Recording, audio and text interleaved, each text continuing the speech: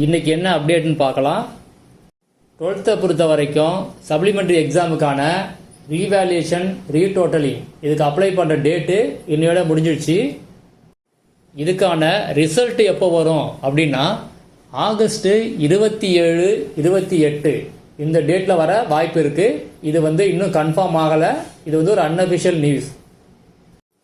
10th பொறுத்த வரைக்கும் scan copy download என்னைக்கு இருக்கும் அப்படின்னா நாளைக்கு, அதாவது 18, 19 இந்த 2 டேட்லையும் நீங்கள் ஸ்கேன் காப்பியை டவுன்லோட் பண்ணுற மாதிரி இருக்கும்.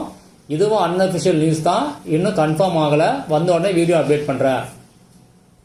அடுத்தது கமெண்ட்ல நீங்கள் கேட்ட கேள்விக்கான பதிலை பார்க்கலாம். முதல் கேள்வி, 1999 இந்த பேட்ச் 12th ஸ்டாண்டர்ட் படித்தேன். கெமிஸ்ட்ரியில் தியரி மட்டும் எழுதின 13 மார்க் தான். நெக்ஸ்ட் டைம் தியரி ப்ராக்டிகல் ரெண்டும் எழுதணுமா அப்படின்னா கண்டிப்பாக ரெண்டுமே நீங்கள் பாஸ் பண்ணி ஆகணும். அதனால நெக்ஸ்ட் டைம் நீங்கள் அப்ளை பண்ணும்போது கெமிஸ்ட்ரிக்கு ரெண்டுமே நீங்கள் அப்ளை பண்ணிடுங்க. நீங்கள் தியரியை பொறுத்த வரைக்கும் 150க்கு 30 மார்க் கண்டிப்பாக எடுக்கணும். ஆனால் நீங்கள் எக்ஸாமில் எழுத போகிறது எவ்வளோ எழுத போகிறீங்க அப்படின்னா 70க்கு எழுதுவீங்க. 70க்கு நீங்கள் 14 மார்க் கண்டிப்பாக எடுக்கணும்.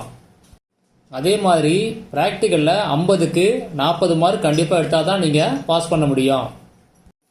டோட்டலாக 200க்கு நீங்கள் 70 மார்க் கண்டிப்பாக எடுக்கணும்.